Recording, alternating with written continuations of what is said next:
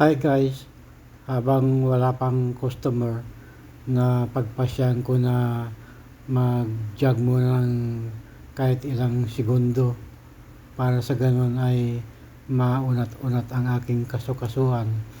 Alam niyo mo naman guys na dito sa trabaho ko ay hindi naman mahirap, okay lang, at least magaan. Nagbabantay lang ako dito sa bilyaran. Bali, pag-aari to guys ng manugang ng boss ko. Kaya ako ang natasang magbantay. In fact, ito ay part-time ko job na rin. At sa ganun, meron din akong kita rito, pandagdag. Kaya pinagtsatsagaan ko na magtrabaho rito kahit na ilang oras lang sa gabi. Hindi naman ganong mahirap guys dahil nagbabantay lang naman ako. Gaya nito, habang wala pang maraming customer, may time akong mag-jogging-jogging ng ilang minutes. Kahit mga 3 minuto, okay na yun, di ba?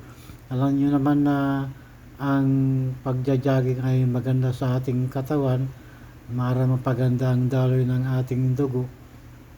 Kaya ginagawa ko do guys.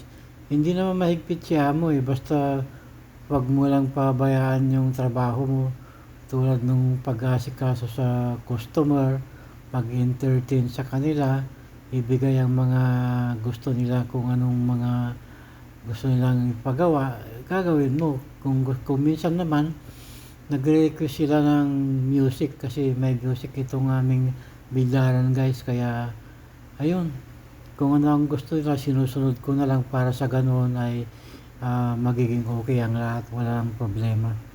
Kaya guys, ito, gabi-gabi ako nandito, nagpa-part-time job. Malaking bagay din sa akin ito, kala nyo ba? Pandagdag din sa aking sahod para sa ganun ay meron akong pandagdag na may padala sa aking mga mahal sa buhay. Malaking bagay guys ang sahod ko dito sa bilyaran. Malaking tulong din kasi alam niyo naman na magastos ang buhay sa Pilipinas. Kaya pandagdag din sa aking padala ang sahod dito sa bilyaran. Kahit na medyo mahirap ng kaunti ang trabaho dahil nga sa tagal ng oras na pag-ihintay, sulit naman pagdating ng sahuran. Kaya walang problema.